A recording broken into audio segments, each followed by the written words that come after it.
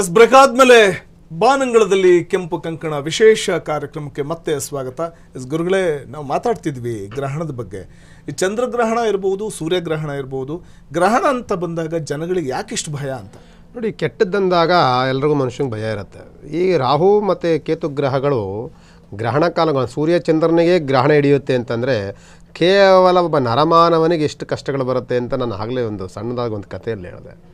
ಈ ಗ್ರಹಣ ಕಾಲಗಳು ಬಂದಾಗ ಸೂರ್ಯ ಮತ್ತು ಚಂದ್ರನಿಗೆ ಗ್ರಹಣ ಇರ್ತದೆ, ಮನುಷ್ಯನಿಗೂ ಸಹ ಅದರ ಎಫೆಕ್ಟ್ ಅಂತೂ ಇದ್ದೇ ಇರುತ್ತೆ. ಅದಕ್ಕೋಸ್ಕರವಾಗಿ ಒಂದು ರಾಶಿಯ ಮೇಲೆ ಒಂದು ಗ್ರಹಣ ನಡೀತಾ ಇದೆ, ಒಂದು ನಕ್ಷತ್ರದ ಮೇಲೆ ಇಂಥ ಗ್ರಹಣ ನಡೀತಾ ಇದೆ, ಇಂಥ ರಾಶಿಯವರಿಗೆ ದೋಷ ಇದೆ ಅನ್ನೋದಕ್ಕಿಂತಲೂ ಸಹ ಪ್ರತಿಯೊಬ್ಬ ಮನುಷ್ಯನಿಗೂ ಸಹ ಇದರ ಭಯ ಇರುತ್ತೆ. ಈ ಗ್ರಹಣ ಕಾಲದಲ್ಲಿ ಭೋಜನಾದಿಗಳನ್ನು ಮಾಡಿದಾಗ ಎಲ್ಲಿ ತೊಂದರೆ ಆಗುತ್ತೋ, ಹೊರಗಡೆ ಪ್ರಯಾಣಗಳನ್ನು ಮಾಡಿದಾಗ ಎಲ್ಲಿ ತೊಂದರೆ ಆಗುತ್ತೋ, ಅದಕ್ಕೆ ನಾವು ಹೇಳುವಂಥದ್ದು ಈ ಗ್ರಹಣ ಕಾಲವನ್ನು ಆಲ್ಮೋಸ್ಟ್ ರೋಗ ರುಜಿನಾದಿಗಳಿಂದಿರುವಂತಹ ಯಾವುದೇ ಒಬ್ಬ ವ್ಯಕ್ತಿಗಳಾಗಲಿ, ಕಾಯಿಲೆಗಳಿಂದ ನರಳುತ್ತಿರುವಂಥ ಯಾವುದೇ ವ್ಯಕ್ತಿಗಳಾಗಲಿ ಹೊರಕ್ಕೆ ಬರಬಾರದು.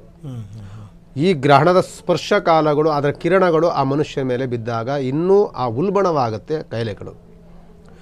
ಆಗ ತಾನೇ ಹುಟ್ಟುವಂತಹ ಗರ್ಭಿಣಿ ಸ್ತ್ರೀಯರು ಅಂಥವ್ರು ಬಂದಾಗ, ಇಂತಹ ಕಿರಣಗಳು ಬಿದ್ದಾಗ ಆ ಹೊಟ್ಟೆಯಲ್ಲಿರುವಂತಹ ಮಗುವಿನ ಮೇಲೆ ಅದರ ಪ್ರಭಾವ ಇದ್ದಾಗ ನ್ಯೂನತೆಗಳಿಂದ ಹುಟ್ಟುವಂಥ ಬುದ್ಧಿಮಾನ್ಯರು ಅಂಗವಿಕಲರಾಗುವಂಥ ಸಾಧ್ಯತೆಗಳಿರುತ್ತೆ. ಅದಕ್ಕೋಸ್ಕರವಾಗಿ ಹೊರಗಡೆ ಬರಬೇಡಿ. ಗರ್ಭಿಣಿಯರು ಹೊರಗಡೆ ಬರಬಾರ್ದು, ಕಿರಣಗಳು ಬೀಳಬಾರ್ದು. ಇದೆಲ್ಲವೂ ಸಹ ವಿಶ್ಲೇಷಣೆ ಆಗಿರುವಂಥದ್ದು ಸೈಂಟಿಫಿಕ್ ಆಗಿ. ಆಲ್ಮೋಸ್ಟ್ ವಿಜ್ಞಾನಿಗಳು ಸಹ, ಮೆಡಿಕಲ್ಲು ಸಹ ಇದನ್ನು ಒಪ್ಪುವಂಥದ್ದು. ಡಾಕ್ಟ್ರು ಸಹ ಹೇಳ್ತಾರೆ, ಇಲ್ಲ ರೀ ಗ್ರಹಣ ಕಾಲದಲ್ಲಿ ಹೋಗಬೇಡಿ, ಇಲ್ಲ ಎಲ್ಲೋ ಗ್ರಹಣ ಕಾಲದಲ್ಲಿ ಹೋದ್ರಿಂದ ಈ ಥರ ನಿಮಗೆ ಈ ಪ್ರಾಬ್ಲಮ್ ಆಗಿರ್ಬೋದು ಅಂತಲೂ ಹೇಳ್ತಿರ್ತಾರೆ. ಅದಕ್ಕೋಸ್ಕರ ಇಂತಹ ಸಮಸ್ಯೆಯನ್ನೇ ಒಡ್ಡುವಂತಹ ಗ್ರಹಣ ಕಾಲವನ್ನು ನಾವು ಬೇರೆ ಬೇರೆ ರೀತಿಯಲ್ಲಿ ಏನೂ ಆಗಲ್ಲ ಅನ್ನೋ ಥರ ಆದರೆ ಆದ ಮೇಲೆ ಏನು ಮಾಡಲಿಕ್ಕಾಗುತ್ತೆ? ಆಗೋದಕ್ಕಿಂತ ಮುಂಚಿತವಾಗಿ ಎಚ್ಚೆತ್ತುಗೊಳ್ಕೋಬೇಕು ಕಸ್ಕೋರವಾಗಿ. ಅದಕ್ಕೋಸ್ಕರ ನಾವು ಇದನ್ನು ಗ್ರಹಣ ಕಾಲವನ್ನು ಸ್ವಲ್ಪ ಎಚ್ಚರಿಕೆಯಿಂದಿರಿ. ಇದಲ್ಲದೆ ಯಾವ ಮಕ್ಕಳು ಆಗ್ತಾನೆ ಜನನವಾಗಿರುವಂಥ ಮಕ್ಕಳಿರ್ತವೆ, ಕೆಲವರು ಗರ್ಭಿಣಿ ಸ್ತ್ರೀಯರೊಬ್ಬರನ್ನೇ ನಾವು ಅದನ್ನು ತೊಗೊಳಕ್ಕಾಗೋದಿಲ್ಲ. ಆಗ ತಾನೇ ಹುಟ್ಟಿರುವಂಥ 1 ವರ್ಷದೊಳಗಿರುವಂತಹ ಮಕ್ಕಳು ಯಾರೂ ಸಹ ಇದರ ಕಿರಣಗಳು ಅವ್ರ ಮೇಲೆ ಬೀಳಬಾರ್ದು. ಬಿದ್ದಾಗ ಆ ಮಕ್ಕಳಿಗೂ ಸಮಸ್ಯೆಗಳಾಗುವಂಥದ್ದು, ತೊಂದರೆಗಳಾಗುವಂಥದ್ದು, ತಾಪತ್ರಗಳಿಗೆ ಅವ್ರು ಗುರಿಯಾಗುವಂಥ ಸಾಧ್ಯತೆಗಳು ಅವ್ರಿಗೂ ಸಹ ಇರುತ್ತೆ. ಆದ್ದರಿಂದ ಸಣ್ಣ ಸಣ್ಣ ಮಕ್ಕಳಾಗಲಿ, ಅಥವಾ ಯಾರು ಕಾಯಿಲೆ ಕಸಾಲೆಗಳಿಂದಿರುವಂತಹ ವ್ಯಕ್ತಿಗಳಾಗಲಿ, ಅಥವಾ ಗರ್ಭಿಣಿ ಸ್ತ್ರೀಯರಾಗಲಿ ಹೊರಗಡೆ ಓಡಾಡುವುದನ್ನು ಕಡಿಮೆ ಮಾಡಬೇಕು. ಆ ಕಾಲದಲ್ಲಿ ಯಾರೂ ಸಹ ಓಡಾಡಬಾರ್ದು, ಭೋಜನಾದಿಗಳನ್ನು ತ್ಯಜಿಸಬೇಕು. ಸುಮಾರು ಈ ಜನ ಹೇಳ್ತಾರೆ, ಜ್ಯೋತಿಷಿಗಳಲ್ಲಿ ಸುಮಾರು ನಾನಾ ರೀತಿ ಜ್ಯೋತಿಷ್ಯಗಳು ಹೇಳ್ತಾರೆ. ನಾನೊಂಥರ ಹೇಳಿದ್ರೆ ಇನ್ನೊಬ್ರು ಇನ್ನೊಂಥರ ಹೇಳ್ತಿರ್ತಾರೆ. ನಾನು ಹೇಳುವಂಥದ್ದು, ಒಂದು ಗ್ರಹಣ ಕಾಲ ಬಂತು ಅಂತ ಅಂದರೆ ಆ ಗ್ರಹಣ ಕಾಲದ ಕೇವಲ ಅಟ್ಲೀಸ್ಟ್ ನಿಮಗೆ ಜಾಸ್ತಿ ಆಗಲಿಲ್ಲ ಅಂದರೆ 1 ಗಂಟೆಗಿಂತ ಮುಂಚಿತವಾಗಿ ಊಟವನ್ನು ಮಾಡಬೇಡಿ. ಶಾಸ್ತ್ರ ಹೇಳುತ್ತೆ 3 ಗಂಟೆ ಮುಂಚಿತವಾಗಿ ಊಟಗಳನ್ನು ಮಾಡ್ಕೊಳ್ಳಿ ಅಂತ ಹೇಳುತ್ತೆ. ಈಗ ಏನಾದರೂ ಪುಟ್ಟ ಮಕ್ಕಳು ಅಥವಾ ಏನಾದರೂ ರೋಗ ರುಜಿನಗಳು ಬಂದಂಥವ್ರು ಅವರಿಗೆಲ್ಲ ಇದು ಅಪ್ಲೈ ಆಗಲ್ವಾ ಅಂತ? ಅಲ್ಲ, ನಾನು ಅದೇ ಹೇಳ್ತಿರೋದು. ನಿಮಗೆ ಗ್ರಹಣ ಸ್ಪರ್ಶ ಕಾಲ ಎಷ್ಟಿದೆ ನಿಮ್ಗೆ ಹೇಳಿ? ಕೇವಲ 22 ನಿಮಿಷ ಸ್ಪರ್ಶ ಕಾಲ.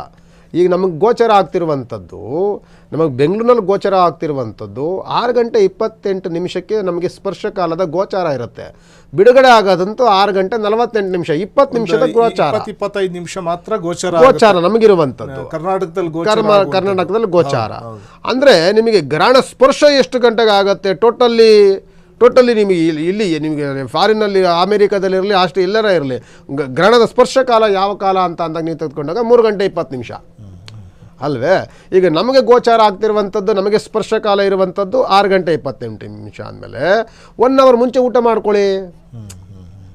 1 ಅವರ್ ಆದಮೇಲೆ ನೀವು 6:30 ಮುಗಿದ್ಮೇಲೆ ನೀವು 6:45, ಆಲ್ಮೋಸ್ಟ್ 6 ಗಂಟೆ 28 ನಿಮಿಷ, 7 ಗಂಟೆ ಆದಮೇಲೆ ನೀವು ಊಟ ಮಾಡ್ಕೊಬೋದು.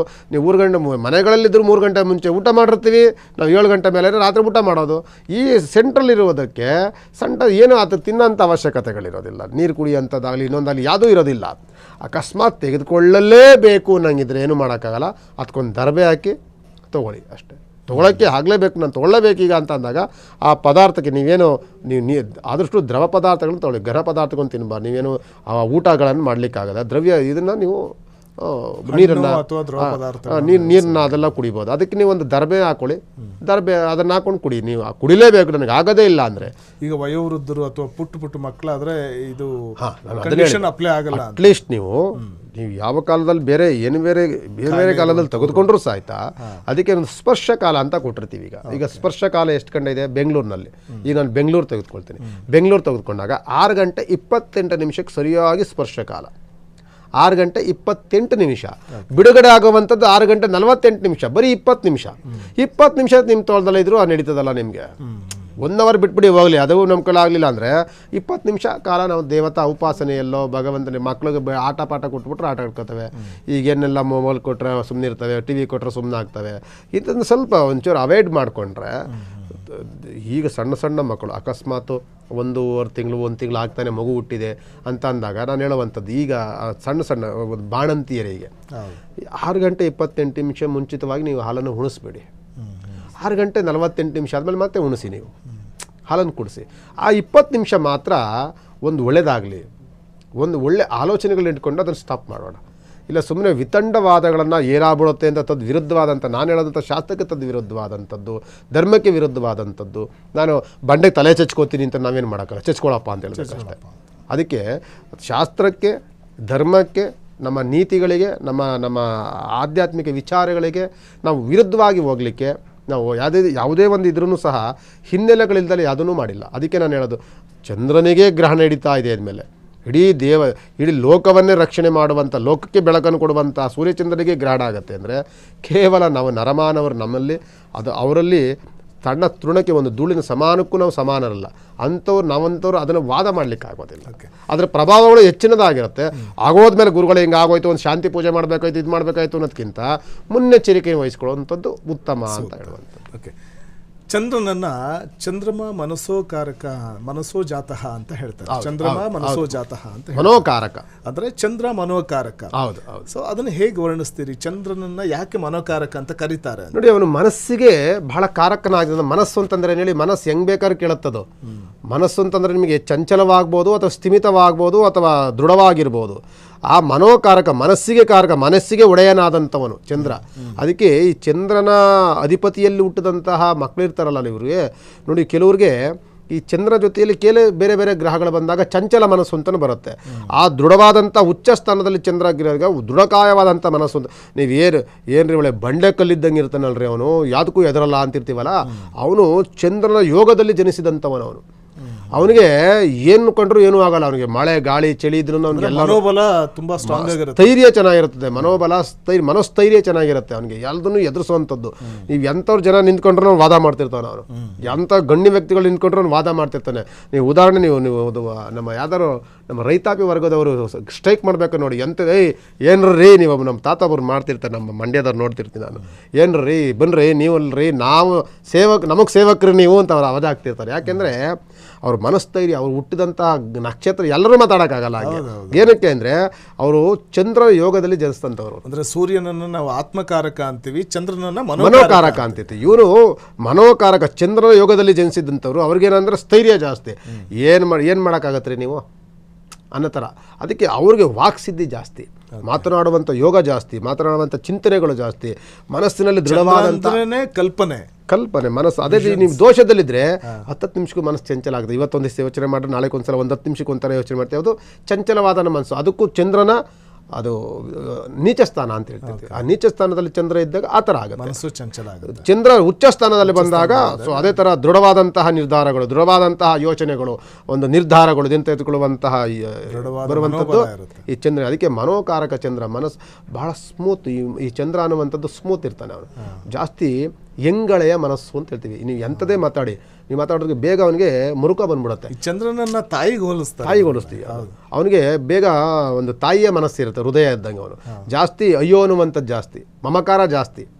ಅದರಿಂದ ಇವರು ಜಾಸ್ತಿ ಧರ್ಮ, ನ್ಯಾಯ, ನೀತಿ ಈ ಥರದಲ್ಲಿ ಹೊಡೆದಾಡೋರು ಜಾಸ್ತಿ. ಏನೋ ಒಂಚೂರು ಆಗ್ಬಿಟ್ರೆ ಅಯ್ಯೋ ಈಗ ಆಗ್ಬಿಡ್ತಲ್ಲ ಅಂತ ಎತ್ಕೊಂಡು ಓಡೋಗ್ಬಿಡ್ತಾರೆ. ಆ ಥರ ತುಂಬ ಸೂಕ್ಷ್ಮ ಜೀವಿಗಳು ಅಂತ ಹೇಳ್ಬೋದು ಚಂದ್ರನನ್ನು. ಆಮೇಲೆ ಈ ಚಂದ್ರಗ್ರಹಣದ ಸಂದರ್ಭದಲ್ಲಿ ಯಾವೆಲ್ಲ ಮಂತ್ರಗಳನ್ನು ಪಠಿಸ್ಬೇಕಾಗುತ್ತೆ, ಆ ಮಂತ್ರಗಳ ಪ್ರಾಮುಖ್ಯತೆ ಬಗ್ಗೆ ತಿಳಿಸ್ಕೊಡಿ. ನೋಡಿ, ಗ್ರಹಣ ಕಾಲ ಬಂದಾಗ ಪ್ರತಿಯೊಬ್ಬ, ಇದು ಒಳ್ಳೆ ಪ್ರಶ್ನೆ ಇದೀವಿ, ಇವೆಲ್ಲ ಸುಮಾರು ನಾನು 3-4 ವಾಹಿನಿ ಕೊಟ್ಟೆ ಅಲ್ಲಿ ಪ್ರೋಗ್ರಾಮ್. ಇದು ಕೇಳಲಿಲ್ಲ ಯಾರನ್ನು. ಒಂದು ಗ್ರಹಣ ಕಾಲ ಬಂದಾಗ ನಾನು ಹೇಳುವಂಥದ್ದು, ನನಗೆ ಯಾವುದೂ ಶ್ಲೋಕನೇ ಬರಲ್ಲ ಗುರುಗಳೇ, ನಾನು ಏನು ಮಾಡೋದು? ನಾನು ಎಲ್ಲ ಹೇಳ್ತಾರೆ ನೀವೇನೋ ಅಧ್ಯಯನ ಆಗಿದೆ ನೀವು ಮಾಡ್ತೀರಿ, ನಾನೇನು ಮಾಡೋದು ಗುರುಗಳೇ ಅಂತಂದರೆ, ನೋಡಿ ಪಂಚಾಕ್ಷರಿ ಮಂತ್ರ ಅಂತ ಇರುತ್ತೆ. ಪಂಚಾಕ್ಷರಿ ಮಂತ್ರ ಅಂದರೆ ಓಂ ನಮಃ ಶಿವಾಯ ಅಂದರೆ ಪಂಚಾಕ್ಷರಿ ಮಂತ್ರ, ಶಿವ ಪಂಚಾಕ್ಷರಿ ಮಂತ್ರ. ಅಷ್ಟಾಕ್ಷರಿ ಮಂತ್ರ ಓಂ ನಮೋ ನಾರಾಯಣಾಯ ಅಂದರೆ ಅದು ಅಷ್ಟಾಕ್ಷರಿ, ಮಹಾವಿಷ್ಣುವಿನ ಅಷ್ಟಾಕ್ಷರಿ ಮಂತ್ರ. ಅಟ್ಲೀಸ್ಟ್ ನೀವು ಏನಿಲ್ಲ ಅಂತಂದರೆ ಓಂ ನಮೋ ನಾರಾಯಣಾಯ ಹೇಳಿ, ಓಂ ನಮಃ ಶಿವಾಯ ಅಂತೇಳಿ. ಪರ್ಟಿಕ್ಯುಲರ್ ಆಗಿ ಈ ಒಂದು ಗ್ರಹಣ ಕಾಲ ಬಂದಾಗ ಚಂದ್ರನ ಶ್ಲೋಕವನ್ನು ಹೇಳ್ಕೊಳ್ಬೇಕು. ಇದಕ್ಕೆ ಗ್ರಹಣದ ಶ್ಲೋಕ ಒಂದು ಇರ್ತದೆ. ದದೀಶಂಕ ತುಷಾರಾಭಂ ಕ್ಷೀರೋಧಾನವ ಸಂಭವಂ ನಾಮಾಮಿ ಸ್ವಮಂ ಶಂಭರ ಮುಕುಟಭೂಷಣಂ ಅಂತ ಹೇಳ್ತಿರ್ತೀವಿ. ಚಂದ್ರನಿಗೆ ಮುಕಟಕ್ಕೆ ಭೂಷಣ ಆದಂಥವನು ಯಾರು? ಚಂದ್ರ. ಶಿವನಿಗೆ ಮುಖದ ಭೂಷಣ ಆದಂಥವನು ಚಂದ್ರ.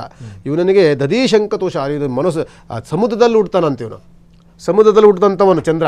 ಚಂದ್ರ ಯಾರು? ಲಕ್ಷ್ಮಿಯ ಸೋದರ. ಲಕ್ಷ್ಮಿಯ ಸೋದರ ಚಂದ್ರ. ಮಹಾವಿಷ್ಣುವಿಗೆ ಬಾಮೈದ. ಈ ತರ ಕಾಲದಲ್ಲಿ ಹುಟ್ಟುವಂಥವನು ಚಂದ್ರ. ಸಮುದ್ರ ಮಂಥನದ ಕಾಲದಲ್ಲಿ ಹುಟ್ಟುವಂಥವನು ಚಂದ್ರ ಮತ್ತೆ ಲಕ್ಷ್ಮಿ ಇಬ್ಬರು ಜನನವನ್ನು ತಾಳ್ತಾರೆ. ಅದಕ್ಕೆ ದದೀಶಂಕ ತುಷಾರಾಭಂ ಕ್ಷೀರೋಧಾನ್ನವ ಸಂಭವಂ ನಮಾಮಿ ಸೋಮಂ ಶಂಭುರ್ ಮುಕುಟಭೂಷಣಂ ಅಂತ ಹೇಳ್ತಿರ್ತೀವಿ.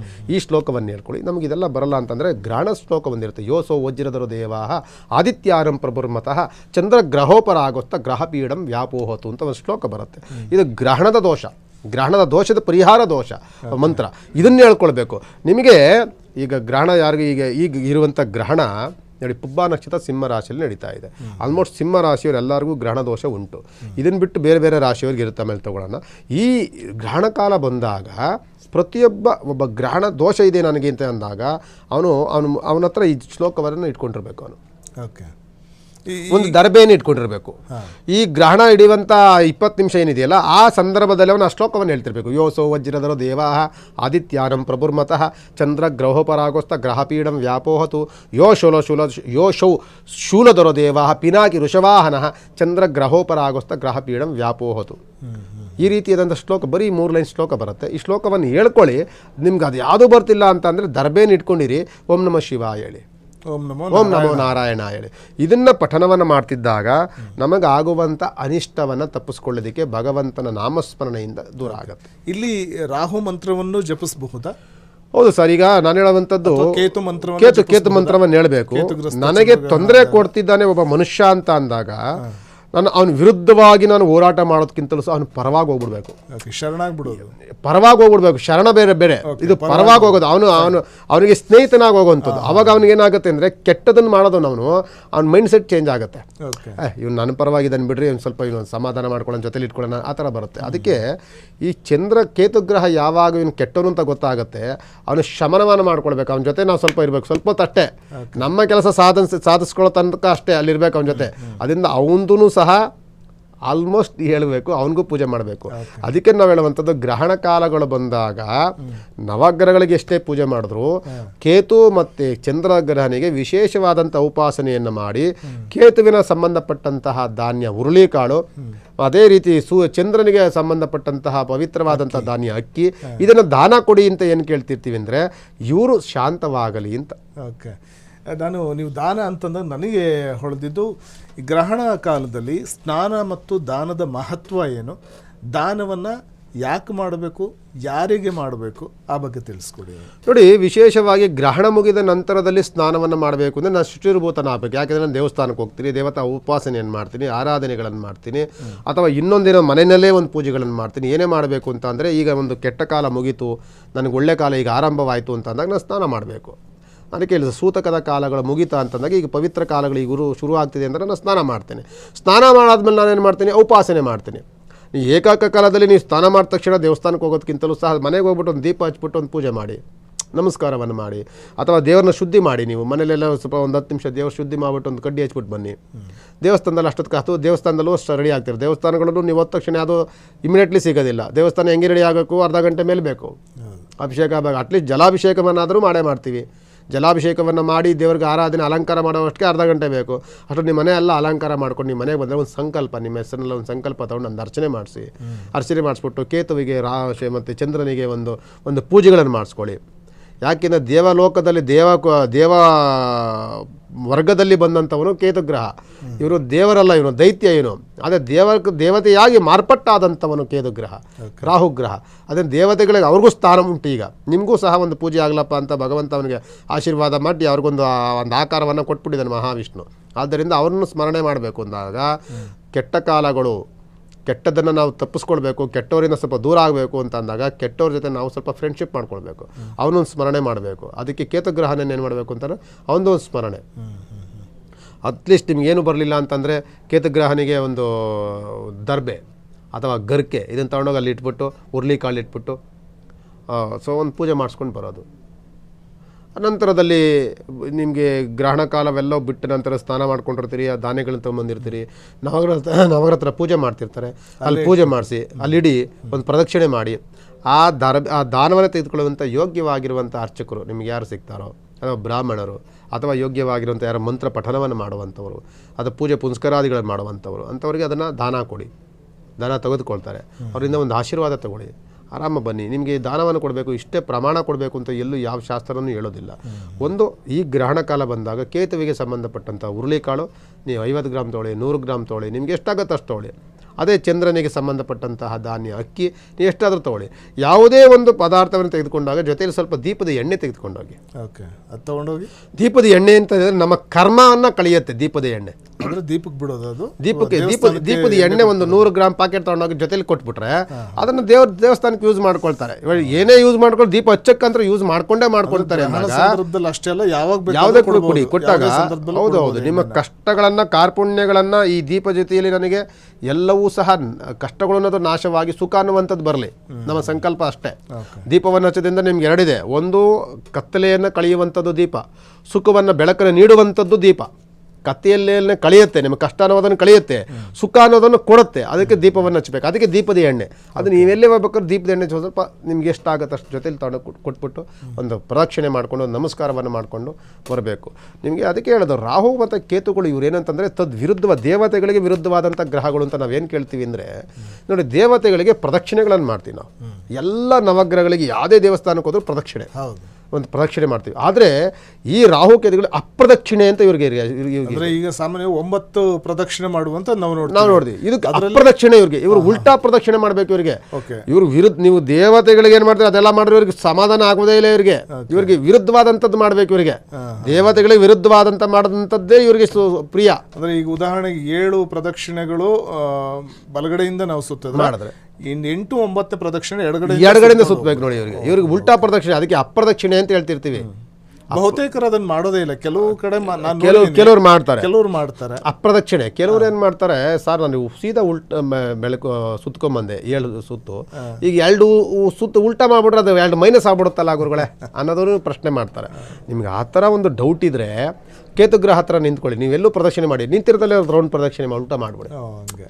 ರಾಹುಗ್ರಹ ಹತ್ರ ನಿಂತ್ಕೊಳ್ಳಿ, ಅಲ್ಲೇ ನಿಂತ್ಕೊಂಡು ಒಂದು ಉಲ್ಟಾ ನಿಂತಿರೋತಲ್ಲ ಒಂದು ಉಲ್ಟಾ ಪ್ರದಕ್ಷಿಣೆ ಮಾಡ್ಬಿಡಿ. ಅಲ್ಲಿ 7 ಆಗುತ್ತೆ, ಇದು ಉಲ್ಟಾ 2 ಆಗುತ್ತೆ. ನಿಮ್ಗೆ ಸುತ್ತದೇ ಬೇಕಾಗಿಲ್ಲ, ಆ ಥರ ಮಾಡ್ಕೊಂಬಿಡಿ. ಆ ಥರ ಮಾಡ್ಕೊಂಡ ನಂತರದಲ್ಲಿ ನೀವು ದಾನ ಕೊಡ್ಬೋದು.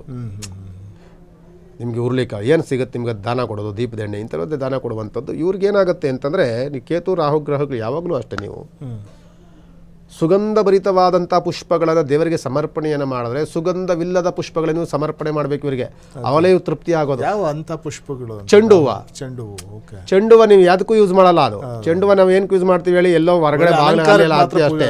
ಆ ಚೆಂಡು ಹೂವನ್ನೇ ಇವ್ರಿಗೆ ಹಾಕಬೇಕು. ಚೆಂಡು ಹೂವು, ಚಿಂತಾಮಣಿ ಹೂವು ಅಂತ ಒಂದು ಸಿಗುತ್ತೆ, ಅಯ್ಯಪ್ಪನ ಹೂವು ಅಂತ ಇರ್ತಿತ್ತದು. ಈಗ ಇತ್ತೀಚೆಗೆ ಕಡಿಮೆ ಅದಾಗಿದೆ. ಆ ಚೆಂಡು ಹೂವುಗಳನ್ನು ಇವ್ರಿಗೆ ಸಮರ್ಪಣೆ ಮಾಡಬೇಕು. ರಾಹುಕೇತುಗಳಿಗೆ ಪವಿತ್ರವಾದಂಥ ಪತ್ರೆ, ಸುಗಂಧವಿಲ್ಲದ ಪತ್ರೆ ಯಾವುದಾದ್ರೂ ಇದೆ ನಿಮಗೆ ಅದು ಗೊತ್ತಾ? ಗರ್ಕೆ ಸುಗಂಧವಿರೋದಿಲ್ಲ, ವಾಸನೆ ಇರೋದಿಲ್ಲ ಗರ್ಕೆ. ಅದೇ ರೀತಿ ದರ್ಬೆ ವಾಸನೆ ಇರೋದಿಲ್ಲ. ಈ ದರ್ಬೆಯನ್ನು ಕೇತು ತೆಗೆದುಕೊಂಡ್ರೆ ರಾಹು ಬಂದು ಗರ್ಕೆಯನ್ನು ತೆಗೆದುಕೊಳ್ತಾರೆ. ಹಿಂಗೆ ಸುಗಂಧವಿಲ್ಲದ ಪುಷ್ಪ, ಸುಗಂಧವಿಲ್ಲದ ಪತ್ರೆ, ಸುಗಂಧವಿಲ್ಲದ ಆಹಾರ, ಈ ಥರದ್ದನ್ನೇ ಕೊಡಬೇಕು ಅವ್ರಿಗೆ. ಆಗಲೇ ತೃಪ್ತಿ ಆಗೋದು ಅವ್ರಿಗೆ. ಅದಕ್ಕೆ ನಾವೇನು ಮಾಡಬೇಕು ಅಂತಂದರೆ, ಏನೇ ಪೂಜೆ ಮಾಡಬೇಕಾದ್ರೂ ಆ ದರ್ಬೆನೇ ತೆಗೆದುಕೊಂಡು ಹೋಗ್ತೀವಿ, ಗರಿಕೆನೇ ತೆಗೆದುಕೊಂಡು ಹೋಗ್ತೀವಿ. ಇದನ್ನು ಹಾಕಿ ಅವ್ರಿಗೆ ಒಂದು ಪೂಜೆಯನ್ನು ಮಾಡಿಸಿ ಅವ್ರಿಗೊಂದು ಪ್ರದಕ್ಷಿಣೆಯನ್ನು ಮಾಡಿ, ನಿಮ್ಮ ಅನುಗ್ರಹವೂ ಸಹ ನಮ್ಮ ಮೇಲೆ ಇರಲಿ. ಈ ರಾಹುಕೇತುಗಳು ಅತಿಯಾದಂತಹ ಕೆಟ್ಟ ಸ್ಥಾನದಲ್ಲಿ ಬಂದಾಗ ಇವರು ಕುಚೇಷ್ಟೆಗಳು ಹೆಂಗಿರುತ್ತೆ ಅಂತಂದರೆ, ಜಾಸ್ತಿ ಊಹಾಪೋಹಗಳನ್ನು ಹರಡ್ತಾರೆ ಇವರು. ಓಕೆ. ಈ ರಾಹುಕೇತುಗಳು ಬಂದಾಗ ಇಲ್ಲ ಸಲ್ಲದ ಅಪಪ್ರಚಾರವನ್ನು ಮಾಡುವಂಥದ್ದು. ನಮ್ಮ ಜೊತೆ ಚೆನ್ನಾಗಿರ್ತಾನೆ, ನಮ್ಮ ಜೊತೆ ಅಲ್ಲೆಲ್ಲಲ್ಲೇ ಏನೇನೋ ಅಪಪ್ರಚಾರ ಮಾಡ್ಕೊಂಡು ಬರ್ತಿರ್ತಾನೆ. ಇವನೇನು ಅಂತಂದರೆ ಇವನೇ ರಾಹುವಿನ ಪ್ರಭಾವದಲ್ಲಿ ಮಾಡ್ತಾನೆ ಅವನು. ಮತ್ತೆ ನೀವು ಸುಮ್ಮನೆ ಹೋಗ್ತಿರ್ತೀರಿ, ಸುಮ್ಮನೆ ಎಡು ಬೀಳ್ತೀರಿ, ತರ್ಚ್ಕೊಳ್ತೀರಿ. ದೇಹದ ಹೊರಭಾಗದಲ್ಲಿ ಆಗುವಂತಹ ತರ್ಚಿದ ಕಾಯಿಲೆಗಳು, ತರ್ಚಿದ ಗಾಯಗಳು, ಕೈ ಕಾಲುಗಳೆಲ್ಲ ತರ್ಚಿದ ಗಾಯಗಳಾಗ್ತಾವಲ್ಲ, ಇದೆಲ್ಲ ಮಾಡುವಂಥವನು ಕೇತುಗ್ರಹ. ಅದಕ್ಕೆ ಗ್ರಹಣ ಕಾಲದಲ್ಲಿ ಅಪಘಾತಗಳಾಗ್ಬಿಡುತ್ತೆ. ವಾಹನದಿಂದ ಸ್ವಲ್ಪ ಎಚ್ಚರಿಕೆಯಿಂದಿರಿ, ಹೊರಗಡೆ ಓಡಾಡ್ಬೇಕಾದ್ರೆ ಎಚ್ಚರಿಕೆಯಿಂದಿರಿ. ಇದೆಲ್ಲ ಏನು ಕೇಳ್ತೀವಿ ಅಂತಂದರೆ, ಈ ಕೇತು ಅನ್ನುವಂಥವನು ಅಡ್ಗಾಲ ಹಾಕ್ತಾನೆ. ಹೋಗ್ಬೇಕಾದ್ರೆ ಅಡ್ಗಾಲ ಹಾಕ್ಬಿಟ್ಟು ಬೀಳಿಸ್ಬಿಟ್ಟಲ್ಲೋ ಅಂತಿರ್ತೀವಲ್ಲ ಆಡ ಭಾಷೆಯಲ್ಲಿ, ಹಂಗೆ ಎಲ್ಲೇ ನಡ್ಕೊಂಡು ಹೋಗ್ಬೇಕಾದ್ರೆ ಒಳ್ಳೇದು ಹೋಗ್ಬೇಕಾದ್ರೆ ಅಡ್ಗಾಲ ಹಾಕೋದು ಇವಯ್ಯ.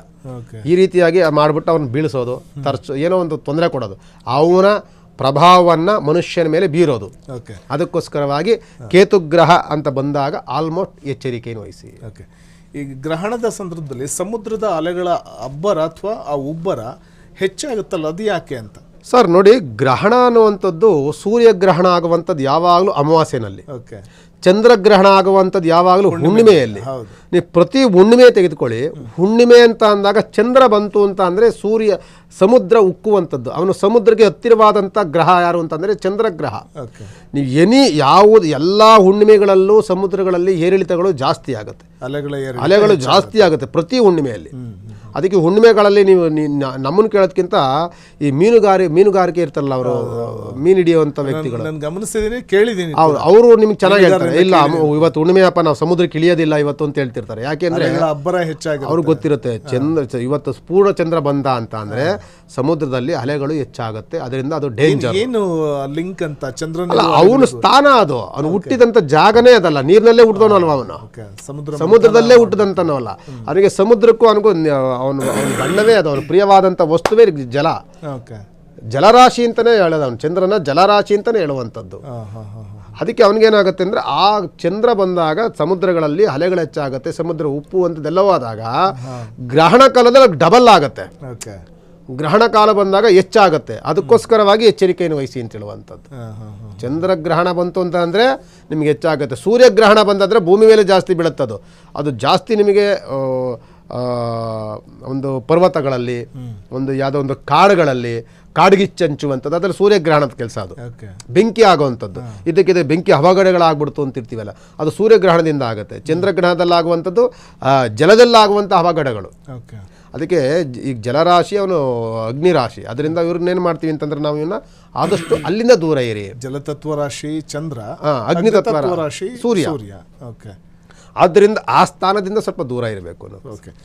ಸಾಮಾನ್ಯವಾಗಿ ಈಗ ಚಂದ್ರಗ್ರಹಣ ಏನು ಸಂಭವಿಸ್ತಾ ಇದೆ, ಈ ಚಂದ್ರಗ್ರಹಣ ಮನುಷ್ಯನ ಮೇಲೆ ಮತ್ತು ಪ್ರಕೃತಿಯ ಮೇಲೆ ಉಂಟು ಮಾಡುವಂತಹ ಪರಿಣಾಮಗಳೇನೇನು ಅಂತ ಗುರುಗಳೇ? ಸರಿ, ಈ ಒಂದು ಪ್ರಕೃತಿಗೂ ಚಂದ್ರನಿಗೂ ಸಹ ನಿಕಟವಾದಂಥ ಸಂಬಂಧ ಸೂರ್ಯ ಚಂದ್ರ. ನೀವು ಪಂಚಭೂತಗಳ ಮೇಲೆ ಹಿಡಿತವನ್ನು ಇಟ್ಕೊಂಡಿರುವಂಥ ಗ್ರಹಗಳು ಯಾವುದಾದ್ರೂ ಇದೆ ಅಂದರೆ ಸೂರ್ಯ ಅಂಡ್ ಚಂದ್ರ. ಪಂಚಭೂತಗಳಲ್ಲಿ ಭೂಮಿ, ಆಕಾಶ, ಅಗ್ನಿ, ಜಲ, ಗಾಳಿ, ಇಷ್ಟನ್ನು ಸಹ ಅದು ತನ್ನ ಹಿಡಿತದಲ್ಲಿ ಇಟ್ಕೊಂಡಿರುವಂಥದ್ದು ಗ್ರಹಗಳು ಯಾರು ಅಂತಂದರೆ ಸೂರ್ಯ ಅಂಡ್ ಚಂದ್ರ. ಇವರು ನೀವು ಹುಟ್ಟುವಂಥದ್ದು 10 ನಿಮಿಷ ಹಿಂದೆ ಮುಂದೆ ಆದರೂ ಭೂಮಿ ಮೇಲೆ ಅಲ್ಲೋಲ ಕಲ್ಲೋಲ ಆಗುತ್ತೆ. ಅರ್ಧ ಗಂಟೆ ಹಿಂದೆ ಮುಂದೆ ಅಂತಂದರೆ ಇದು ನಿಮಗೆ ಈ ಭೂಮಿ ಬಿರುಕು ಬಂತು, ಭೂಮಿ ಅಲುಗಾಡ್ತು, ಇವೆಲ್ಲ ಹೇಳ್ತೀವಲ್ಲ, ಇವೆಲ್ಲವೂ ಅವನು ಹುಟ್ಟುವಂತಹ ಜನನವಾಗುವಂಥ ಸಂದರ್ಭಗಳು ಏರಿಳಿತಗಳಾದರೆ ಭೂಮಿಯಲ್ಲಿ ಎಷ್ಟೋ ವ್ಯತ್ಯಾಸಗಳಾಗುತ್ತೆ ಅಂತ ಅಂದರೆ, ಈ ಸೂರ್ಯ ಚಂದ್ರರ ಗ್ರಹಣ ಕಾಲದಲ್ಲಿದ್ದಾಗ ನಿಮಗೆ ಎಷ್ಟೆಷ್ಟು ಪ್ರಭಾವಗಳನ್ನು ಬೀಳುತ್ತೆ ಅಂತ ನೀವು ಯೋಚನೆ ಮಾಡ್ಬೋದು ನೀವು. ಆದ್ದರಿಂದ ಸೂರ್ಯ ಅಂಡ್ ಚಂದ್ರಗ್ರಹಣವನ್ನು, ಸೂರ್ಯ ಮತ್ತು ಚಂದ್ರ ಕಿರಣಗಳು ಭೂಮಿ ಮೇಲೆ ಬೀಳಲಿಲ್ಲ ಅಂತಂದರೆ ನೋಡಿ, ಚಂದ್ರನ ಸಂದರ್ಭದಲ್ಲಿ ಚಂದ್ರ ಹುಡ್ತಾಗ ಅಂದರೆ ಇಬ್ಬನಿಯ ಮುತ್ತುಗಳು ಬೀಳುತ್ತೆ, ಇಬ್ಬನಿಯ ಹನಿಗಳು. ಪ್ರತಿ ರಾತ್ರಿಯೂ ಸಹ ಇಬ್ಬನಿ ಎಂಬ ಹನಿಗಳನ್ನು ಹಾಕಿ ಸಸ್ಯಗಳನ್ನು ಪೋಷಣೆ ಮಾಡುವಂಥವನು ಚಂದ್ರಗ್ರಹ. ಚಂದ್ರ ಇಲ್ಲ ಅಂತಂದರೆ, ಸೂರ್ಯ ಚಂದ್ರ ಇಲ್ಲ ಅಂತಂದರೆ ಗಿಡ, ಪ್ರತಿಯೊಬ್ಬ ಮನುಷ್ಯನ ಚೈತನ್ಯ ಇಲ್ಲ, ಚೈತನ್ಯವನ್ನು ಸೃಷ್ಟಿ ಹುಟ್ಟುವಂಥದ್ದೇ ಸೂರ್ಯಚಂದ್ರರಿಂದ. ನಿಮಗೆ ಸೂರ್ಯನ ಕಿರಣಗಳು ಬೀಳಲೇ ಇಲ್ಲ ಅಂದರೆ ನಿಮಗೆ ರೋಗ ರುಜಿನಾದಿಗಳು ಜಾಸ್ತಿ ಆಗ್ಬಿಡ್ತವೆ, ಚರ್ಮದ ಕಾಯಿಲೆಗಳು ಜಾಸ್ತಿ ಆಗ್ಬಿಡ್ತವೆ, ನಿಮಗೆ ಒಳಪಿರೋದಿಲ್ಲ, ನಿಮಗೆ ದೇಹದಲ್ಲಿ ಯಾವುದೂ ಸಹ ಅಂಗಾಂಗಗಳು ಕೆಲಸ ಮಾಡೋದಿಲ್ಲ. ಸೂರ್ಯನ ಕಿರಣಗಳು ಬಿದ್ದಾಗಲೇ ಮನುಷ್ಯನಿಗೆ ಚೈತನ್ಯ ಬರೋದು. ಚೈತನ್ಯ ಶಕ್ತಿ ಕೊಡೋನು ಯಾರು ಅಂತಂದ್ರೆ ನಿಮಗೆ ಸೂರ್ಯ. ಅದೇ ರೀತಿಗೆ ಮನಸ್ಸಿಗೆ ಸ್ಥೈರ್ಯವನ್ನು ಕೊಡುವಂಥವನು, ಪೋಷಣೆ ಮಾಡುವಂಥವನು, ಆಹಾರವನ್ನು ಕೊಡುವಂಥವನು, ಇಡೀ ಸಸ್ಯಲೋಕವನ್ನು ರಕ್ಷಣೆ ಮಾಡುವಂಥವನು ಯಾರು ಅಂತ ಅಂದರೆ ಚಂದ್ರ. ಗುರುಗಳೇ, ಯಾವ್ಯಾವ ರಾಶಿಗೆ ಈ ಚಂದ್ರಗ್ರಹಣದ ಫಲಾಫಲಗಳು ಹೇಗೆ, ಯಾವ್ಯಾವ ರಾಶಿಗೆ ಒಳಿತು, ಯಾವ್ಯಾವ ರಾಶಿಗೆ ಕೆಡುಕು, ಮತ್ತೆ ಪರಿಹಾರಗಳೇನು, ಅದ್ರ ಬಗ್ಗೆ ತಿಳಿಸ್ಕೊಡೋದು. ನೋಡಿ, ಈ ಸೂರ್ಯ ಮತ್ತು ಚಂದ್ರಗ್ರಹಣಗಳಲ್ಲಿ ಸುಮಾರು ರಾಶಿ ಮೇಲೆ ಪ್ರಭಾವಗಳನ್ನು ಬೀಳುತ್ತೆ. ಈಗ ಬಂದಿರುವಂತಹ ಕೇತುಗ್ರಸ್ತ ಚಂದ್ರಗ್ರಹಣ, ಮೂರನೇ ತರ ಆಗ್ತಿರುವಂತಹ ಚಂದ್ರಗ್ರಹಣ ಮುಖ್ಯವಾಗಿ ಆಗುವಂಥದ್ದು ಸಿಂಹರಾಶಿನಲ್ಲಿ ಆಗುತ್ತೆ. ಸಿಂಹರಾಶಿನ ಆಗ್ತಿರುವಂತಹ ಗ್ರಹಣಕ್ಕೆ ಸಿಂಹರಾಶಿ, ಕರ್ಕಾಟಕ ರಾಶಿ, ಮೀನರಾಶಿ ಮತ್ತು ಮಕರ ರಾಶಿ ಇವರಿಗೆ ಜಾಸ್ತಿ ಎಫೆಕ್ಟನ್ನು ನಾವು ಈ ಗ್ರಹಣದಲ್ಲಿ ನೋಡ್ತಿರ್ತೀವಿ. ಈ ಗ್ರಹಣದ ಯಾವ ದೋಷ ಇರ್ತದೆ ಇದುವರೆಗೂ ಹೇಳಿದ್ದು, ಸಿಂಹ ರಾಶಿ ಇರೋದು, ಕರ್ಕಾಟಕ ರಾಶಿ, ಮೀನರಾಶಿ ಅಂದ್ ಮಕರ ರಾಶಿ ಇಂಥವರೆಲ್ಲರಿಗೂ ಸಹ ಅಪವಾದಗಳಿಗೆ, ಅಪನಿಂದನೆಗಳಿಗೆ ಗುರಿಯಾಗುವಂಥದ್ದು, ಆರೋಗ್ಯದಲ್ಲಿ ವ್ಯತ್ಯಾಸಗಳಾಗುವಂಥ ಸಾಧ್ಯತೆಗಳು ಜಾಸ್ತಿ ಇರುತ್ತೆ. ಅದಕ್ಕೋಸ್ಕರವಾಗಿ ಆ ರಾಶಿಯ ಧಾನ್ಯ, ನಾನು ಹೇಳುವಂಥದ್ದು ಈಗ ಕರ್ಕಾಟಕ ರಾಶಿ ಇದೆ, ಅಕ್ಕಿನೇ ಧಾನ್ಯ ಇರುತ್ತೆ, ಜೊತೆಯಲ್ಲಿ ಹುರುಳಿಕಾಳು ತಿಳ್ಕೊಳ್ಳಿ. ಸಿಂಹ ರಾಶಿಯವರಿಗೆ ಗೋಧಿ ಧಾನ್ಯ ಇರುತ್ತೆ, ಜೊತೆಯಲ್ಲಿ ಹುರುಳಿಕಾಳು ತಿಳ್ಕೊಳ್ಳಿ. ಅದಕ್ಕೆ ಮೀನರಾಶಿಯವರಿಗೆ ಕಡಲೆಕಾಳು ಇರುತ್ತೆ, ಜೊತೆಯಲ್ಲಿ ಅಕ್ಕಿ ಮತ್ತು ಹುರುಳಿಕಾಳು ತಗೊಳ್ಳಿ. ಅದೇ ಮಕರ ರಾಶಿಯವರಿಗೆ ಎಳ್ಳು, ಕಪ್ಪು ಎಳ್ಳು, ಜೊತೆಯಲ್ಲಿ ಅಕ್ಕಿ ಮತ್ತು ಹುರುಳಿಕಾಳು ಇಂಥದ್ದನ್ನು ತೆಗೆದುಕೊಳ್ಬೇಕು. ಈ ರಾಶಿಯವರಿಗೆ ಈ ಗ್ರಹಣದ ಸ್ಪರ್ಶ ದೋಷ. ಅದಲ್ಲದೆ ಮೇಷರಾಶಿಯವರೆಗೂ ಸಹ ಗ್ರಹಣ ದೋಷ ಇರುತ್ತೆ. ಪ್ರತಿಯೊಂದು ರಾಶಿಯವರೆಗೂ ಮೇಲೆ ಪ್ರಭಾವ ಬೀಳುತ್ತೆ.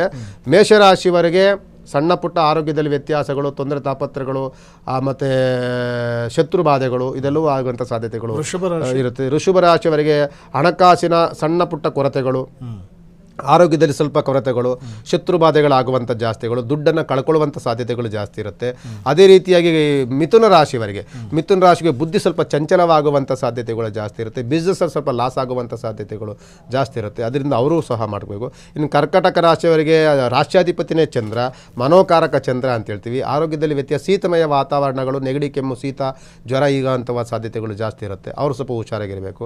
ಸಿಂಹ ರಾಶಿಯವರಿಗೆ ಆಲ್ಮೋಸ್ಟ್ ಅಲ್ಲೇ ನಡೀತಿರೋದ್ರಿಂದ ಜನ್ಮದಲ್ಲಿ ಕೇತು ಇದ್ದಾನೆ, ಸ್ವಲ್ಪ ಅಷ್ಟಮದಲ್ಲಿ ಶನಿ ಇದ್ದಾನೆ, ಗ್ರಹಣ ನಡೀತಾ ಇದೆ. ಆಲ್ಮೋಸ್ಟ್ ಅಪಘಾತಗಳಾಗುವಂಥದ್ದು ಮತ್ತು ಅಪನಿಂದನೆಗಳಾಗುವಂಥದ್ದು, ಆರೋಗ್ಯದಲ್ಲಿ ವ್ಯತ್ಯಾಸ, ಕುಟುಂಬದಲ್ಲಿ ಕಲಹ, ಕೋರ್ಟ್ ಕಚೇರಿಗಳಿಗೆ ಅಪಜಯ ಇದೆಲ್ಲ ಆಗುವಂಥ ಸಾಧ್ಯತೆಗಳು ಸಿಂಹರಾಶಿಗಿದ್ದರೆ. ಕನ್ಯಾ ರಾಶಿಯವರಿಗೆ ದೃಷ್ಟಿ ದೋಷ ಜಾಸ್ತಿ ಇದೆ, ಎಲ್ಲ ಹೋದರೂ ಹೊಟ್ಟೆ ಉರಿ ಪಡುವಂಥದ್ದು, ದೃಷ್ಟಿ ಶತ್ರುಬಾಧೆಗಳು ಜಾಸ್ತಿ, ಇದೆಲ್ಲವೂ ಆಗುವಂಥ ಸಾಧ್ಯತೆಗಳು. ತುಲಾರಾಶಿಗೆ ಯೋಗ್ಯವಾಗಿದೆ. ತುಲಾರಾಶಿಗೆ ದುಡ್ಡು ಕಾಸಿನ ಅನುಕೂಲ, ವ್ಯವಹಾರದಲ್ಲಿ ಪ್ರಗತಿ ಕಾಣುವಂಥದ್ದು, ಬಂಧು ಮಿತ್ರ ಸಹಕಾರ ಸಹಯೋಗ ಸಿಗುವಂಥದ್ದು ತುಲಾರಾಶಿಗಿದೆ. ವೃಶ್ಚಿಕ ರಾಶಿಗೆ ಇದರಲ್ಲಿ ಲಾಭ ಸಿಗುತ್ತೆ. ವೃಶ್ಚಿಕ ರಾಶಿಯವರೆಗೂ ಸಹ ಅಂದುಕೊಂಡಂಥ ವ್ಯವಹಾರಗಳನ್ನು ಸಫಲತೆಯನ್ನು ಕಾಣುವಂಥದ್ದು, ವ್ಯವಹಾರಗಳು ಚೆನ್ನಾಗಿ ನಡೆಯುವಂಥದ್ದು, ಮೇಲಧಿಕಾರಿಯಿಂದ ಪ್ರಶಂಸೆ ಸಿಗುವಂಥದ್ದು, ರಾಜಕೀಯದಲ್ಲಿ ತುಂಬ ಅನುಕೂಲಗಳನ್ನು ನೋಡುವಂಥದ್ದು, ಇದೆಲ್ಲವೂ ಸಹ ವೃಶ್ಚಿಕ ರಾಶಿಗೆ ಸಿಕ್ಕಿದ್ರೆ. ಧನುಸ್ಸು ರಾಶಿಗೂ ಪ್ರಾಪರ್ಟಿ ಇದೆ.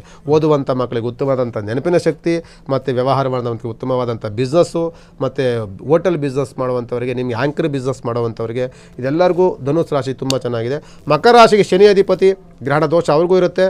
ಅಪನಿಂದನೆ, ಅಪವಾದ, ಕೋರ್ಟು ಕಚೇರಿಗಳಲ್ಲಿ ಅಪಜಯಗಳು, ಅಂದುಕೊಂಡಂಥ ಕೆಲಸಗಳಲ್ಲಿ ಅಡೆತಡೆಗಳು, ಶುಭ ಕಾರ್ಯಗಳಲ್ಲಿ ಅಡೆತಡೆಗಳು, ಇವೆಲ್ಲವೂ ಸಹ ಮಕರ ರಾಶಿಗಿದ್ದರೆ. ಕುಂಭರಾಶಿಗೆ ಗುರುಬಲ ಇರುತ್ತೆ. ಅಂತಹ ಸಣ್ಣ ಪುಟ್ಟ ಸಮಸ್ಯೆಗಳಷ್ಟೇ ಮಿಶ್ರ ಫಲಗಳಿಂದ ಕೂಡಿರ್ತಾರೆ. ಆದರೂ ಸಹ ಚೇಷ್ಟೆ, ಕುಚೇಷ್ಟೆ, ಅಸೂಯೆ ಪಡುವಂಥ ಜನಗಳು ಜಾಸ್ತಿ ಇರ್ತಾರೆ. ನಿಮ್ಮನ್ನು ಕಂಡಾಗ ಕಾಲು ಎಳೆಯುವಂಥವರು, ನಿಮಗೆ ತೊಂದರೆ ತಾಪತ್ರಗಳು ಕೊಡುವಂಥವರು, ಸ್ವಲ್ಪ ಕುಹಕ ಮನಸ್ಸವರು, ಮೇಲಕ ಅಧಿಕಾರಿಗಳಿಂದ ಕಿರುಕುಳ ಅನುಭವಿಸುವಂಥದ್ದು ಕುಂಭರಾಶಿಗಿದ್ದರೆ. ಮೀನರಾಶಿಯವರಿಗೆ ಎಲ್ಲೇ ಹೋದರೂ ಅತಿಯಾದಂಥ ಸುತ್ತಾಟ, ಅತಿಯಾದಂಥ ಅಲೆದಾಟ, ಕೈ ಕಾಲು ವ್ಯವಹಾರಗಳಿಗೆ ಕೈ ಎತ್ತೋದಿಲ್ಲ, ದುಡ್ಡು ಕಾಸಿನಲ್ಲಿ ಅನಾನುಕೂಲಗಳಾಗುತ್ತೆ. ಭ್ರಾತೃದೋಷ, ಸಂಬಂಧಿಕರಲ್ಲಿ ತೊಂದರೆಗಳು, ತಾಪತ್ರಗಳು, ಅವರಲ್ಲಿ ಗಲಾಟೆಗಳು, ಗೊಂದಲಗಳು, ಅಣ್ಣ ತಮ್ಮನಲ್ಲಿ ದಾಯಾದಿಗಳಲ್ಲಿ ಕಲಹಗಳಾಗುವಂಥದ್ದು, ಇದೆಲ್ಲವೂ ಆಗುವಂಥ ಸಾಧ್ಯತೆಗಳು ಈ ಗ್ರಹಣ ದೋಷದಿಂದಿರುತ್ತೆ. ಗ್ರಹಣ ಕಾಲ ಅಂತ ಅಂದಾಗ ನಾವು ಸ್ವಲ್ಪ ಎಚ್ಚರಿಕೆಯಿಂದ ಇರಬೇಕಾಗತ್ತೆ. ಗ್ರಹಣ ಹಿಡಿತಾ ಇದೆ ಅಂತಂದರೆ ಏನೋ ಒಂದು ನೆಗೆಟಿವ್ ಪ್ರಾಬ್ಲಮ್ ಇದೆ, ಅಲ್ಲಿ ತೊಂದರೆಗಳಾಗ್ತಿದೆ ಅಂತ. ಅದಕ್ಕೋಸ್ಕರವಾಗಿ ನಾವೇನು ಮಾಡಬೇಕು ಅಂದರೆ ಮುಂಚಿತವಾಗಿ ಮುನ್ನೆಚ್ಚರಿಕೆಯನ್ನು ವಹಿಸ್ಕೊಳ್ಬೇಕಾಗತ್ತೆ. ದೇವತಾ ಉಪಾಸನೆ, ನಾವು ಹೊರಗಡೆ ಹೋಗದಂಗೆ ನಾವು ಮನೇಲಿರುವಂಥ. ಓಕೆ, ಇನ್ನು ಕೊನೆಯದಾಗಿ ರಾಜ್ಯ ರಾಜಕೀಯದ ಮೇಲೆ ಏನಾದರೂ ಪರಿಣಾಮ ಬೀರಬಹುದಾ, ಅಥವಾ ದೇಶದ ರಾಜಕೀಯದ ಮೇಲೆ ಏನಾದರೂ ಪರಿಣಾಮ ಬೀರಬಹುದಾ? ಈ ಪ್ರಶ್ನೆ ನಿಮ್ಮನ್ನು ಕೇಳೋದಕ್ಕಿಂತ ಅಲ್ಲೇ ನೀವು ನೋಡ್ತಾ ಇದ್ದೀರಿ, ಎಲ್ಲ ಕಡೆ ಅಲ್ಲೇ ವಾರ್ ಶುರುವಾಗ್ತಿದೆ. ನೀವು ಎಲ್ಲ ಈಗ ಎಲ್ಲ ಇಸ್ರೇಲ್ ಆ್ಯಂಡ್ ಅಮೇರಿಕಾ, ಇರಾನ್ ಇವೆಲ್ಲ ನೋಡ್ತಾ ಇದ್ದೀವಿ. ನಮ್ಮ ಎಲ್ಲಿ ಸ್ಪರ್ಶಕಾಲಗಳು ಜಾಸ್ತಿ ಇದೆಯೋ ಅಲ್ಲೆಲ್ಲವೂ ಸಹ ಅವಘಡಗಳು ಜಾಸ್ತಿ. ಇಡೀ ಈ ಗ್ರಹಣ ಕಾಲ ನಿಮ್ಗೆ ಈ ವರ್ಷ ನಾನು ಹೇಳಿದೆ 2020 ನಮಗೆ ಗ್ರಹಣದ ಯಾವುದೂ ಸ್ಪರ್ಶವೇ ಇಲ್ಲ. 2020 ಗ್ರಹಣ ಸ್ಪರ್ಶ ಕಾಲ ಕಂಡಿದ್ದು ಬರೀ ಚಂದ್ರಗ್ರಹಣ ಇದನ್ನು ನಡೀತಿರೋದು. ಎಲ್ಲಿ ಸ್ಪರ್ಶ ಕಾಲಗಳು ಜಾಸ್ತಿ ಇರುತ್ತೋ ಅಲ್ಲಿ ಅವಘಡಗಳು ಜಾಸ್ತಿ, ಎಲ್ಲಿ ಸ್ಪರ್ಶ ಕಾಲಗಳು ಕಡಿಮೆ ಇದೆಯೋ ಅಲ್ಲಿ ಅವಘಡಗಳಾಗುವಂಥದ್ದು ಭಾಳ ಕಡಿಮೆ. ನಮ್ಮ ದೇಶಕ್ಕೆ ನಾವೇನು ಯೋಚನೆ ಮಾಡುವಂಥದ್ದಿಲ್ಲ, ಅಂಥ ಸಮಸ್ಯೆಗಳಾಗುವಂಥ ಸಾಧ್ಯತೆಗಳು ಯಾವುದೂ ಬರೋದಿಲ್ಲ. ಯಾಕೆಂದರೆ ನಮಗೆ ಗ್ರಹಣ ಕಂಡಿದ್ದು ಬರೀ ಈ ಗ್ರಹಣ ಬಂತು, ಹೋದ ಒಂದು ಸೆಪ್ಟೆಂಬರಲ್ಲಿ ಒಂದು ಗ್ರಹಣ ಬಂತು. 2026 ಯಾವುದೂ ಗ್ರಹಣ ಕಾಣೋದಿಲ್ಲ. 25ರಲ್ಲೂ ಅಂಥ ಯಾವುದೋ ಸೂರ್ಯಗ್ರಹಣ ಯಾವುದೂ ನಮಗೆ ಬರಲಿಲ್ಲ. ಅದರಿಂದ ಎಲ್ಲಿ ಗ್ರಹಣ ಕಾಲಗಳು ಹೆಚ್ಚಾಗಿ ಕಾಣುತ್ತೋ ಅಲ್ಲಿ ಅವಘಡಗಳು ಜಾಸ್ತಿ, ರಾಜಕೀಯದಲ್ಲಿ ವ್ಯತ್ಯಾಸ, ವೈರತ್ವ ಜಾಸ್ತಿ. ಒಂದು ದೇಶದ ರಾಜ ಇನ್ನೊಂದು ದೇಶದ ರಾಜರಲ್ಲಿ ವೈರತ್ವಗಳು, ಘರ್ಷಣೆಗಳು, ವಾಗ್ವಾದಗಳು ಜಾಸ್ತಿ ಆಗುತ್ತೆ. ಆದರೆ ಎಲ್ಲಿ ಹೌದು ಯುದ್ಧಗಳೆಲ್ಲವೂ ಆಗುವಂಥದ್ದು. ಎಲ್ಲಿ ನಮಗೆ ಸ್ಪರ್ಶ ಕಾಲಗಳು ಕಡಿಮೆ ಇದೆಯೋ ಅಲ್ಲಿ ಮಿತ್ರತ್ವ ಇರುತ್ತೆ. ಆದಷ್ಟು ನಮಗೆ ಬೇರೆ ಬೇರೆ ದೇಶಗಳಿಂದ ಮಿತ್ರತ್ವ ಇರುತ್ತೆ ಹೊರತು ಶತ್ರುತ್ವ ಕಡಿಮೆ ಇರುತ್ತೆ. ಓಕೆ, ಎಸ್, ಸಾಕಷ್ಟು ವಿಚಾರಗಳನ್ನು ತಿಳಿಸ್ಕೊಟ್ರಿ. ಚಂದ್ರಗ್ರಹಣ, ಕೇತುಗ್ರಸ್ತ ಚಂದ್ರಗ್ರಹಣ ಅಂದರೆ ಏನು, ಮತ್ತು ಅದರ ಪರಿಣಾಮಗಳೇನು, ಅದಕ್ಕೆ ನಾವು ಮಾಡಿಕೊಳ್ಬೇಕಾದಂಥ ಔಪಾಸನೆಗಳೇನು, ಪರಿಹಾರಗಳೇನು ಅನ್ನೋದ್ರ ಬಗ್ಗೆ ಸಾಕಷ್ಟು ಮಾಹಿತಿಯನ್ನು ತಿಳಿಸ್ಕೊಟ್ರಿ ನಮ್ಮ ವೀಕ್ಷಕರಿಗೆ. ಧನ್ಯವಾದಗಳು ಗುರುಗಳೇ. ಸರ್ವೇ ಜನ ಸುಖಿನೋ ಭವಂತು, ಲೋಕಾ ಸಮಸ್ತ ಸುಖಿನೋ ಭವಂತು. ಎಸ್, ನೋಡಿದ್ರಲ್ಲ, ಇದು ಈ ಹೊತ್ತಿನ ವಿಶೇಷ ಚರ್ಚಾ ಕಾರ್ಯಕ್ರಮ ಆಗಿತ್ತು. ಬಾನಂಗಳದಲ್ಲಿ ಅದು ಪ್ರಮುಖವಾಗಿ ನಾವು ಗಮನಿಸ್ತಾ ಹೋದರೂ ಕೂಡ ಈ ಒಂದು ಕೇತುಗ್ರಸ್ತ ಚಂದ್ರಗ್ರಹಣ ಯಾವ ರೀತಿಯ ಒಂದು ಪರಿಣಾಮವನ್ನು ಉಂಟು ಮಾಡುತ್ತೆ ಮತ್ತು ಇದಕ್ಕೆ ಬೇಕಾದಂಥ ಪರಿಹಾರಗಳು, ಇದೆಲ್ಲದರ ಬಗ್ಗೆ ನಾವು ಮಾತಾಡಿದ್ವಿ. ಇದಾಗಿತ್ತು ಈ ಹೊತ್ತಿನ ವಿಶೇಷ ಕಾರ್ಯಕ್ರಮ ಬಾನಂಗಳದಲ್ಲಿ ಕೆಂಪು ಕಂಕಣ. ನೋಡ್ತಾ ಇರಿ ಫ್ರೀಡಮ್ ಟಿವಿ, ಇದು ಜನಸಾಮಾನ್ಯರ ಶಕ್ತಿ.